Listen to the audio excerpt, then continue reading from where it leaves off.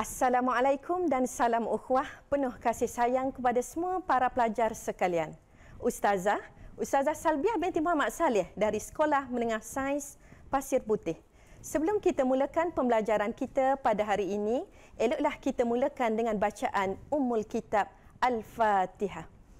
A'udzu billahi minasyaitonir rajim.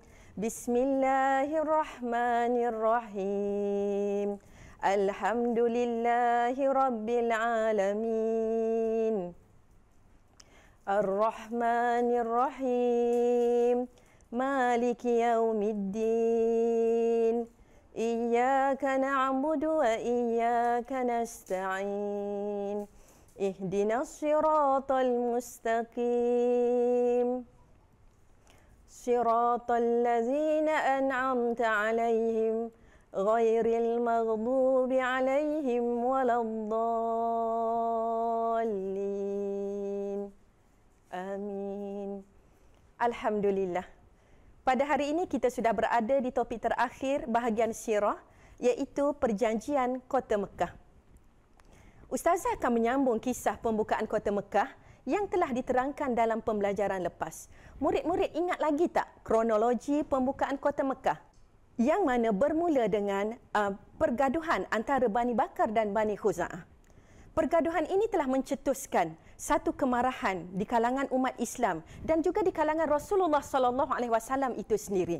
Akhirnya Rasulullah sallallahu alaihi wasallam pada tahun 8 Hijrah telah mula bergerak menuju ke Mekah daripada Madinah.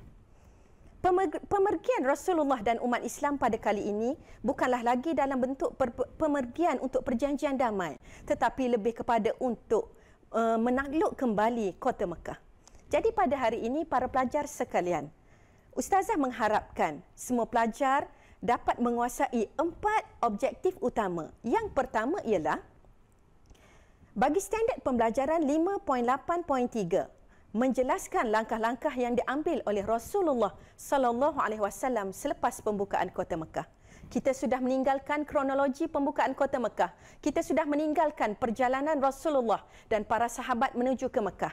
Dan pada hari ini Rasulullah dan para sahabat telah berjaya memasuki Kota Mekah.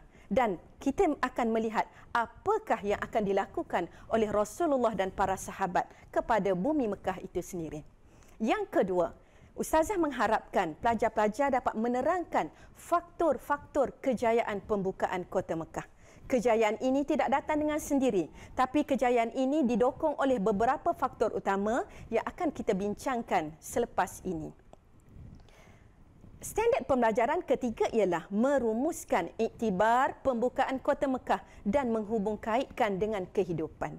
Pembukaan Kota Mekah adalah satu sejarah, satu sirah yang perlu diteladani, yang perlu diambil iktibar oleh anak-anak. Dan semoga apa yang berlaku dalam peristiwa pembukaan Kota Mekah dapat dikaitkan dengan kehidupan kita seharian. Dan yang terakhir sekali, Ustazah mengharapkan daripada pembelajaran kita pada hari ini, kita semua dapat bijaksana dalam setiap tindakan secara beradab dan beristiqamah. Ayuh pelajar-pelajar sekalian, kita akan melihat apakah faktor utama pembukaan Kota Mekah.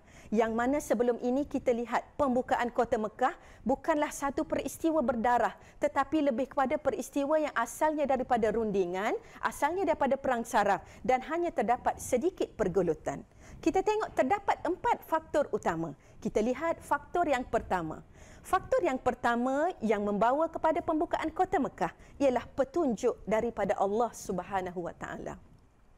Anak-anak sekalian, Rasulullah sallallahu alaihi wasallam telah bermimpi. Allah datangkan satu mimpi kepada Rasulullah sallallahu alaihi wasallam. Apa mimpi Rasulullah? Rasulullah telah bermimpi, Rasulullah sendiri dan para sahabat telah menunaikan tawaf di Kaabah, di Kota Mekah yang telah ditinggalkan oleh Rasulullah sejak sekian lama. Rindu Rasulullah tidak pernah padam kepada bumi Mekah. Bumi Mekah adalah kota kelahiran Nabi. Bumi Mekah adalah kota kelahiran para sahabat. Namun mereka terpaksa meninggalkan kota kesayangan mereka, tanah air mereka kerana tentangan, hinaan dan tentangan daripada musyrikin Quraisy. Maka apa yang dapat dibuat? penduduk Madinah telah menjemput Rasulullah sallallahu alaihi wasallam memulakan kehidupan baru di bumi Madinah. 6 tahun. Selama 6 tahun, pelajar-pelajar sekalian, 6 tahun Rasulullah sallallahu alaihi wasallam berada di bumi Madinah dalam keadaan tenang, aman dan damai. Rasulullah telah diangkat menjadi seorang pemimpin yang ulung, yang agung, menyatukan bani-bani di bumi Madinah. Dan akhirnya Allah mendatangkan satu mimpi yang menggamit rindu Rasulullah untuk kembali ke kota Mekah. Pada tahun ke-6 Hijrah, sekiranya anak-anak pelajar masih ingat, pada tahun 6 Hijrah Rasulullah telah berusaha untuk pergi kali pertama, namun telah ditentang oleh musyrikin Quraisy, yang mana Rasulullah dan umat Islam terpaksa kembali ke kota Mekah, dan di situ terdapat satu peristiwa besar, iaitu Perjanjian Hudaibiyah. Anak-anak ingat lagi tak? Dalam Perjanjian Hudaibiyah, setiap pihak boleh membuat perjanjian dengan mana-mana yang disukai. Sama ada perjanjian keselamatan dengan musyrikin Quraisy ataupun perjanjian keselamatan dengan penduduk Madinah. Namun, Allah mendatangkan satu mimpi. Mimpi tersebut sangat menggembirakan dan sahabat menyambut mimpi Rasulullah kerana meyakini mimpi Rasulullah merupakan petunjuk daripada Allah Subhanahu wa taala. Seterusnya kita pergi kepada faktor kedua. Faktor kedua pembukaan kota Mekah ialah strategi Rasulullah sallallahu alaihi wasallam yang berkesan.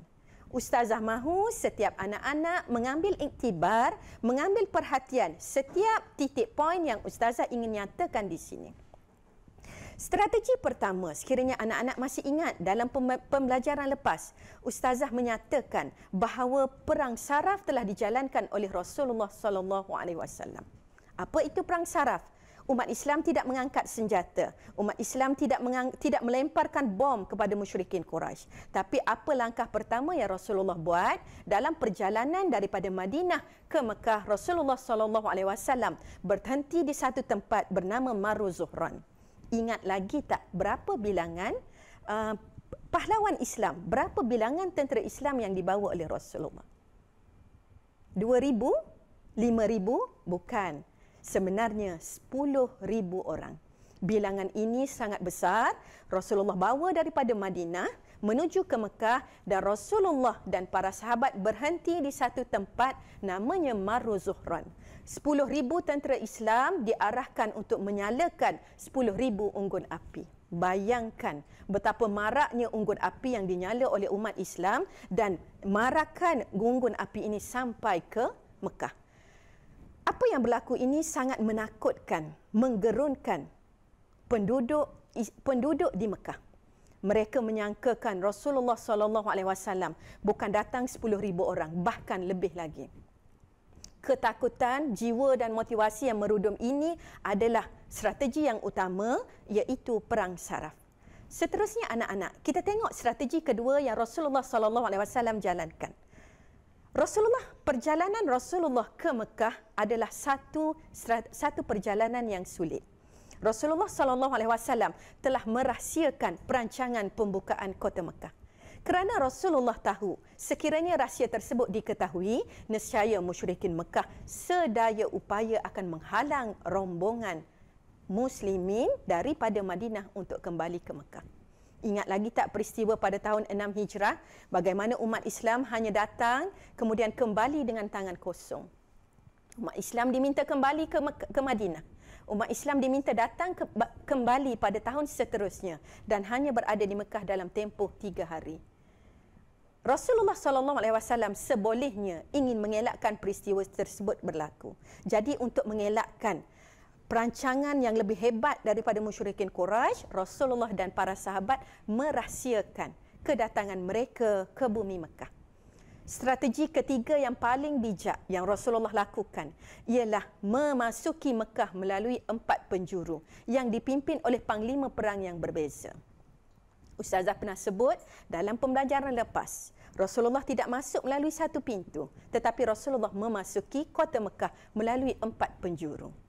Sekiranya satu pasukan tentera musyrikin Quraisy menunggu di satu bahagian, namun terdapat 3 lagi tentera Islam masuk menuju ke kota Mekah. Mereka sebenarnya panik dengan keadaan yang berlaku. Siapa panglima perang yang mengetuai ke 4 penjuru? Kita perlu ingat Rasulullah SAW bukan sahaja pemimpin di bumi Madinah, tetapi Rasulullah adalah panglima perang, adalah ketua tentera Islam yang sangat hebat. Kumpulan pertama dipimpin oleh Rasulullah SAW. Kumpulan kedua dipimpin oleh Khalid bin Al-Walid. Kumpulan ketiga dipimpin oleh Abu Ubaidah Al-Jarrah dan kumpulan keempat dipimpin oleh Zubair bin Al-Awwam. Strategi ini amat berkesan, anak-anak. Memasuki kota Mekah dengan 4 penjuru sangat berkesan, sangat hebat dan perlu dirancang dengan sangat teliti. Kerana apa? Kerana strategi ini telah mengejutkan penduduk Mekah dan mereka tidak dapat bersedia untuk berperang. Ustazah pergi kepada faktor yang ketiga. Faktor yang ketiga adalah semangat jihad yang tinggi. Umat Islam sama sekali tidak takut kepada kematian. Bagi kita kematian, sekiranya kita mati, tentera Islam mati, mereka akan mati syahid. Namun sekiranya mereka hidup, mereka pasti menang. Kesatuan tentera di bawah panji Islam tanpa mengira perbezaan suku kaum dan kabilah. Orang Arab terbahagi kepada banyak suku kaum, terbahagi kepada banyak kabilah dan mereka bergaduh beratus ribu tahun. Mereka bergaduh sejak zaman jahiliah. Namun sebaik saja Rasulullah datang mengislamkan suku kaum Arab, tiada lagi istilah suku, tiada lagi istilah asabiyah. Mereka berperang, mereka berada di bawah kepimpinan Rasulullah dan mereka tidak ada perasaan dengki, perasaan hasad dengki ataupun berlawan sesama mereka. Tentera Islam juga patuh kepada arahan Rasulullah SAW. Ustazah ingin berikan satu contoh yang sangat menarik, anak-anak. Apa yang berlaku kepada pasukan Zubair bin Al-Awwam sebaik saja masuk ke Mekah? Anak-anak perlu ingat, kota Mekah bukanlah landai seperti bumi kita Malaysia. Kota Mekah bukanlah landai seperti pulau perhentian.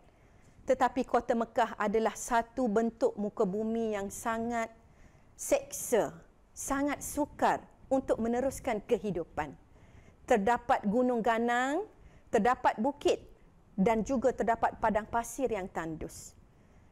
Kumpulan Zubair bin Al-Awwam diarahkan oleh Rasulullah SAW untuk memasuki kota Mekah melalui dataran yang tinggi. Mereka perlu memanjat. Mereka perlu memanjat bukit, mereka perlu memanjat gunung dan berhenti. Rasulullah mengarahkan mereka berhenti di satu tempat namanya Al-Hujun. Apa pesan Rasulullah SAW? Rasulullah mengingatkan Zubair bin Al-Awwam dan pasukannya supaya tidak meninggalkan Al-Hujun sehingga Rasulullah sampai di tempat mereka. Mereka sangat patuh kepada Rasulullah. Berada di puncak bukit bukanlah satu perkara yang menyenangkan, bukanlah suatu perkara yang menenangkan. Mereka memanjat, mereka lapar, mereka haus dan mereka terpaksa menunggu Rasulullah. Tapi ini adalah perintah daripada ketua. Ini adalah perintah daripada Rasulullah. Mereka akur, taat dan patuh kepada perintah Rasulullah. Akhirnya umat Islam berjaya memasuki kota Mekah dengan keadaan yang sangat aman. Strategi seterusnya. Kita tengok faktor yang seterusnya. Okey, sekiranya tadi Ustazah membincangkan tentang kekuatan oleh para tentera Islam, oleh kekuatan, oleh pahlawan Islam. Kita tengok apa pula yang berlaku kepada musyrikin Mekah. Anak-anak ingat lagi tak bagaimana hebatnya tentangan oleh Abu Jahal, bagaimana hebatnya tentangan oleh Abu Lahab dan juga oleh Umayyah bin Khalaf. Buat pengetahuan anak-anak, pada tahun 8 Hijrah, pada saat Rasulullah SAW ingin memasuki kota Mekah, ketiga-tiga ketua Quraisy itu sudah meninggal dunia. Penduduk Mekah tiada lagi tempat bergantung. Banyak pemimpin Quraisy telah mati dalam peperangan yang lepas. Dan apa yang menggembirakan umat Islam, saki-baki pemimpin Quraisy yang tinggal telah memeluk Islam. Kita tengok pahlawan yang memasuki kota Mekah dari penjuru ketiga, iaitu Khalid bin Al-Walid. Sekiranya anak-anak masih ingat pada tahun 6 Hijrah, Khalid Al-Walid lah ketua Quraisy yang menghalang penduduk Mekah daripada masuk ke Madinah. Tapi apa berlaku pada tahun 8 Hijrah? Allah telah memberikan hidayah kepada Khalid bin Al-Walid. Khalid bin Al-Walid adalah tentera Allah. Sangat ditakuti oleh teman dan juga lawan. Khalid Al-Walid merupakan panglima yang utama pada zaman musyrikin Quraisy. Apabila Khalid bin Al-Walid masuk Islam, Rasulullah mengangkat kedudukan Khalid bin Al-Walid untuk memimpin tentera Islam dalam memasuki kota Mekah. Seterusnya, sekiranya anak-anak masih ingat peristiwa yang berlaku di Maru Zuhran, bagaimana Abu Sufyan kali pertama datang untuk meninjau. Abu Sufyan bertemu siapa, anak-anak? Ingat lagi tak? Dalam perjalanan untuk menuju untuk merisik apa yang berlaku, unggun api apakah yang berlaku di Maru Zuhran. Abu Sufyan bertemu dengan Al-Abbas. Ustazah ingatkan balik. Apabila bertemu dengan Al-Abbas, Abu Sufyan adalah pembesar Quraisy. Al-Abbas mengajak Abu Sufyan dengan lembut untuk Abu Sufyan bertemu dengan Rasulullah sallallahu alaihi wasallam. Akhirnya pada malam itu juga Abu Sufyan telah memeluk Islam. Tiada lagi kekuatan dari pihak musyrikin Quraisy. Ketua mereka sudah meninggal, apa yang ada, ketua mereka yang ada pun sudah memeluk Islam. Dan mana-mana musyrikin Quraisy, tidak semua musyrikin Mekah bangkit menentang kemarahan tentera Islam kerana motivasi mereka sudah lemah, panglima mereka sudah ramai yang tiada. Okey, seterusnya kita tengok faktor yang terakhir. Okey, kita sudah habis kepada 4 faktor, anak-anak. Sekarang ustazah akan membincangkan apabila Rasulullah sallallahu alaihi wasallam telah memasuki kota Mekah, apakah langkah yang diambil oleh Rasulullah? Kita tengok tadi bagaimana Rasulullah masuk. Sekarang apabila Rasulullah masuk, apa yang Rasulullah buat? Yang pertama, apa yang dilakukan oleh Rasulullah ialah menunaikan tawaf. Kaabah ini adalah rumah umat Islam. Kaabah ini adalah satu tempat yang mulia. Tapi Kaabah ini telah diambil oleh musyrikin Quraisy pada peristiwa yang lepas. Namun sebaik saja Rasulullah masuk dalam pembukaan kota Mekah, Rasulullah sallallahu alaihi wasallam telah menunaikan tawaf dalam keadaan yang sangat tenang. Rasulullah telah mengucup Hajarul Aswad serta memusnahkan 360 berhala yang berada di sekeliling Kaabah dengan menggunakan busurnya. Rasulullah tidak memanah, tetapi Rasulullah menggunakan busur, menjatuhkan kesemua berhala yang berada di sekeliling Kaabah. Mudah saja untuk ingat, anak-anak, putaran adalah 360 darjah. Jadi di tawaf kita melakukan satu pusingan, bermakna terdapat 360 berhala yang telah dimusnahkan oleh Rasulullah sallallahu alaihi wasallam sebaik saja Rasulullah berjaya masuk ke kota Mekah. Yang kedua, apa yang dilakukan oleh Rasulullah untuk menegakkan syiar Islam? Rasulullah telah mengarahkan Bilal bin Rabah melaungkan azan di atas Kaabah. Sebelum ini usahakan azan untuk solat pun terpaksa sembunyi.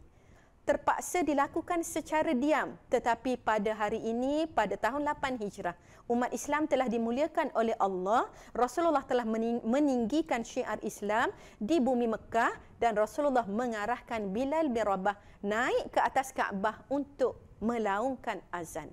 Tiada lagi ketua, tiada lagi sesiapa pun daripada musyrikin Quraisy yang berani menghalang Bilal bin Rabah untuk melaungkan azan. Anak-anak ingat, Bilal bin Rabah adalah hamba.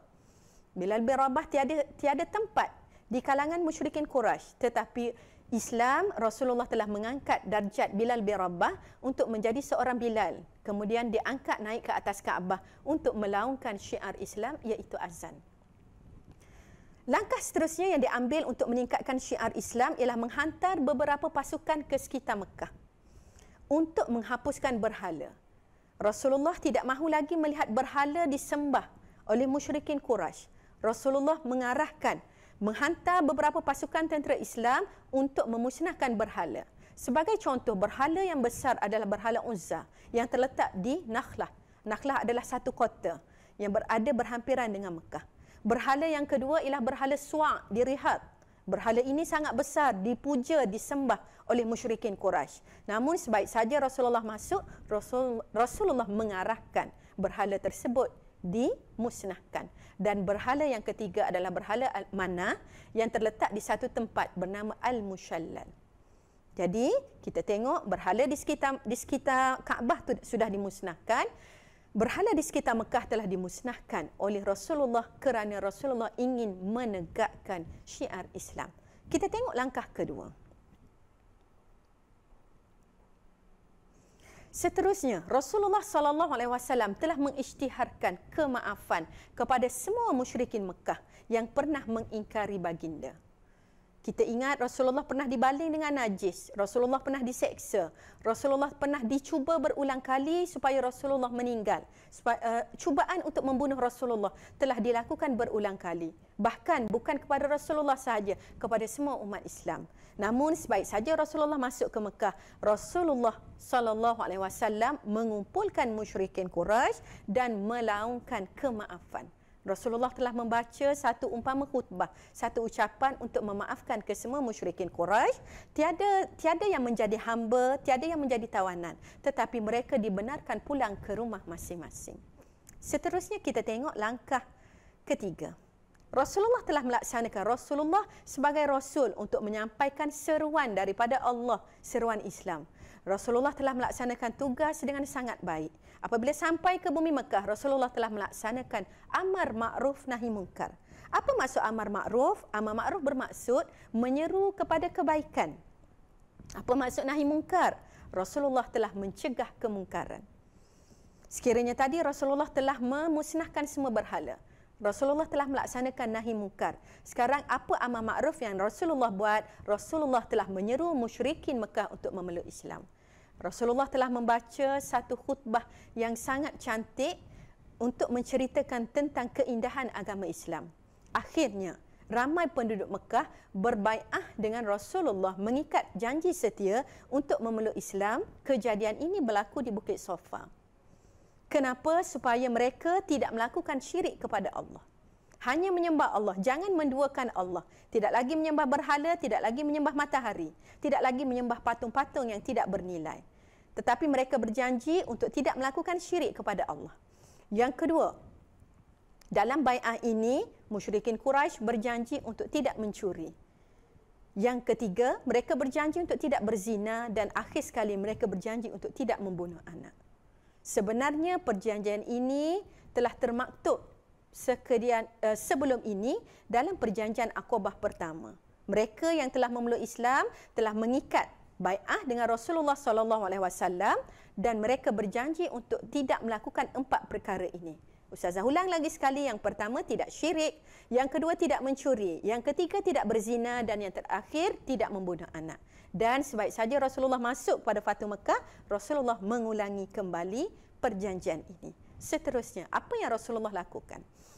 Rasulullah merupakan pemimpin yang sangat bijaksana. Sekiranya tadi kita lihat Rasulullah sebagai ketua tentera. Sekarang kita tengok bagaimana Rasulullah mentadbir bumi Mekah. Rasulullah SAW mengekalkan pengurusan kunci Kaabah kepada Uthman bin Talha. Uthman bin Talha adalah generasi lama yang telah diberi amanah untuk memegang kunci Kaabah. Rasulullah tidak mengambil hak itu, bahkan Rasulullah meneruskan amanah itu kepada Uthman bin Talha. Kemudian Rasulullah memerintahkan Abu Usaid Al-Khuzai untuk memperbaiki beberapa bahagian Masjidil Haram. Terdapat beberapa bahagian Masjidil Haram yang telah rosak, tidak dipedulikan oleh musyrikin Quraisy, namun telah dibantu oleh Rasulullah SAW untuk dipulihkan dan diperbaiki. Okey, kita sudah melihat bagaimana apa yang Rasulullah lakukan daripada faktor, kemudian apa langkah Rasulullah semasa pembukaan kota Mekah. Sekarang, apakah iktibar pembukaan kota Mekah, anak-anak? Yang pertama, kita hendaklah mengamalkan ciri-ciri kepimpinan berdasarkan syariat Islam supaya agama Islam dihormati. Tiada agama lain yang lebih indah berbanding agama Islam. Islam itu adalah cara hidup. Islam itu bukan agama untuk ibadat sahaja. Tetapi Islam mengajar kita satu cara hidup yang lengkap. Bermula daripada bangun tidur, bermula dari kita nak belajar, bermula sehingga kita bekerja, sehinggalah kepada satu perkara yang paling besar, iaitu politik, bahagian kepimpinan. Semua diterangkan dengan jelas dalam agama Islam. Dan Rasulullah sebagai contoh terbaik, kita melihat bagaimana Rasulullah mengamalkan ciri-ciri kepimpinan berdasarkan syariat Islam. Okey, iktibar yang kedua, kita hendaklah melakukan suatu tugasan secara terancang untuk menjamin kejayaan tugasan tersebut. Kita tengok, walaupun kita tahu Rasulullah SAW mendapat pimpinan daripada Allah, mendapat pimpinan wahyu, namun tidak bermakna Rasulullah perlu berserah dan bertawakal sahaja kepada Allah. Rasulullah merancang dan melakukan strategi demi strategi. Jadi Ustazah mohon anak-anak apa saja yang dilakukan, sama ada dalam pembelajaran ataupun kehidupan seharian, hendaklah melakukan tugasan secara terancang. Buatlah jadual. Buatlah satu perancangan yang rapi supaya masa yang ada tidak disia-siakan, supaya apa yang dihasilkan adalah berkualiti. Sebagai contoh, sekiranya anak-anak ingin menghasilkan satu nota tugasan yang diberikan oleh guru pendidikan Islam, jangan buat sambil lewa ataupun terus sahaja. Rancang dengan teliti apakah warna yang hendak digunakan, bagaimana bentuk yang hendak digunakan, apakah tulisan, apakah jenis kertas yang ingin digunakan. Akhirnya kita akan mendapat satu hasil yang sangat berkualiti. Kita tak perlu bincang tentang peperangan lagi sebab benda itu adalah sangat jauh dengan anak-anak. Rancang dalam kehidupan anak-anak, dalam pembelajaran anak-anak supaya menjadi pelajar yang cemerlang dunia dan akhirat. Yang terakhir sekali, ini adalah perkara yang sangat sukar dilakukan. Orang pernah kata memaafkan itu mudah tetapi melupakan itu sukar sekali. Tapi sekiranya kita memaafkan anak-anak, kita semestinya akan melupakan. Kita tengok bagaimana Rasulullah telah mengalami banyak peristiwa berdarah. Kalau kita sebut satu persatu, bagaimana yang berlaku kepada Rasulullah sendiri, berlaku kepada keluarga Rasulullah, bagaimana anak Rasulullah akhirnya telah dijatuhkan sehingga gugur. Tapi Rasulullah tidak pernah berdendam. Sebaik saja Rasulullah masuk ke kota Mekah, Rasulullah telah memaafkan. Ini adalah iktibar yang utama. Kita hendaklah memaafkan kesalahan orang lain kerana semua manusia berhak mendapat kemaafan. Kita bukan sesiapa, kita adalah hamba Allah, kita juga memohon ampun kepada Allah. Kita mengharapkan Allah mengampunkan kita. Begitu juga manusia yang pernah bersalah dengan kita, mengharapkan kita memaafkan mereka. Memaafkan bererti melepaskan. Anak-anak maafkan apa sahaja kesalahan yang dilakukan. Sama ada oleh rakan-rakan, oleh adik-beradik atau sesiapa sahaja. Maafkan nescaya hidup kita akan lebih tenang. Okey, sekarang Ustazah rasa Ustazah dah habis semua. Kita dah merangkumi semua tajuk pembukaan Kota Mekah. Ustazah ingin membincangkan sebagai latihan pengukuhan untuk kita ingat kembali berdasarkan pembelajaran yang lepas. Okey, jom kita bincang latihan pertama. Latihan ini dalam bentuk objektif. Dalam PT3 terdapat bahagian A iaitu soalan objektif. Anak-anak boleh memilih mana-mana jawapan tetapi tandakan satu jawapan sahaja yang betul. Okey, soalan pertama. Apakah mimpi Rasulullah SAW?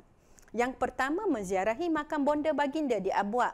Yang kedua, B, mengunjungi Masjid Nabawi. C, menunaikan tawaf di Kaabah.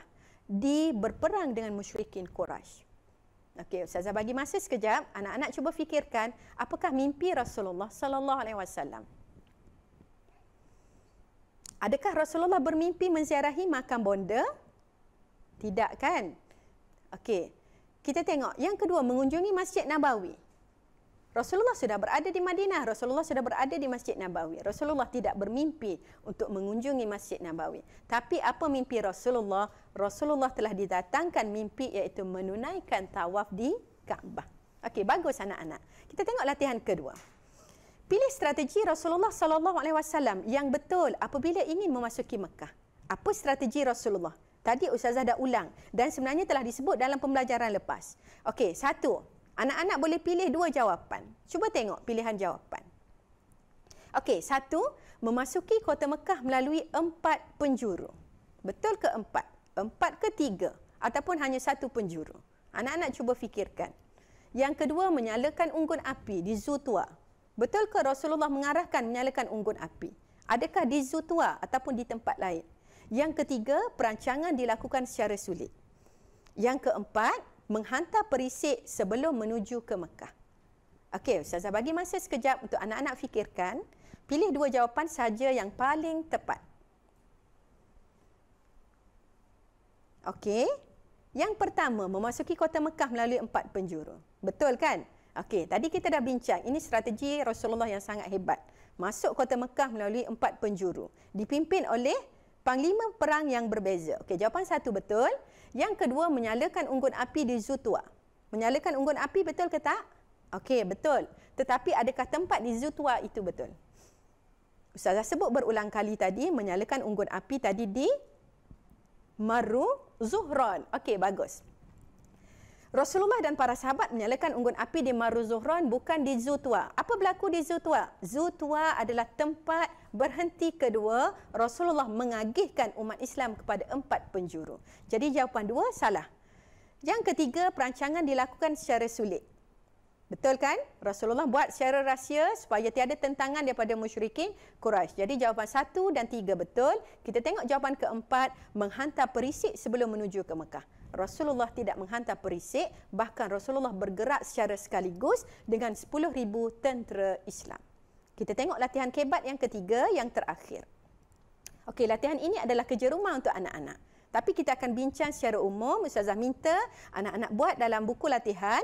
Kemudian anak-anak boleh tunjukkan jawapan kepada guru pendidikan Islam masing-masing. Pembukaan Kota Mekah menunjukkan perancangan rapi yang disusun oleh Rasulullah SAW selaku pemimpin. Sekiranya anda dilantik sebagai pemimpin di sekolah, apakah strategi yang akan anda rancang bagi memastikan semua rakan-rakan anda patuh kepada disiplin di sekolah? Kita bincang dalam skop kecil, anak-anak menjadi pemimpin di sekolah. Sekiranya pemimpin di sekolah untuk merancang strategi disiplin, kamu bayangkan kamu adalah ketua pengawas. Terdapat ramai kawan-kawan yang ponteng kelas, yang melakukan banyak kesalahan disiplin, sama ada dari sudut kekemasan diri, merokok ataupun ingkar arahan guru. Apa yang akan anda lakukan? Okey, untuk soalan ini adalah soalan kebat. Soalan kebat terdapat dalam soalan PT3. Anak-anak, bila soalan kebat terdapat 4 markah. Jadi anak-anak perlu melengkapkan. Yang pertama adalah isi. Apabila anak-anak dah ada satu isi, anak-anak terus pergi kepada huraian. Kemudian pergi kepada huraian lengkap, akhir sekali mesti berakhir dengan kesimpulan. Kesimpulan hendaklah dalam bentuk nasihat. Sekiranya sudah lama terlupa, buka balik buku, tengok balik soalan kebat. Buat jawapan, kemudian bincang dengan guru. Okey, seterusnya kita dah bincang 3 soalan. Jadi Ustazah rasa setakat ini sahaja daripada Ustazah. Semoga anak-anak dapat memahami dan seterusnya mengambil iktibar daripada peristiwa bersejarah yang penting ini. Kita umat Islam hendaklah bersifat pemaaf. Anak-anak ingat, kita umat Islam hendaklah bersifat pemaaf. Pemaaf bukan bermakna kita kalah. Pemaaf bermakna kita menang. Hati kita, jiwa kita sangat besar apabila kita mampu memaafkan orang lain. Dan kita hendaklah melakukan sesuatu dengan penuh perancangan. Apa yang penting, bertawakallah kepada Allah agar setiap perancangan kita akan berjaya.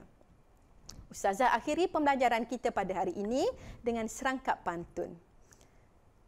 Pesan bonda berkali-kali agar anak anda gagah dan kuat.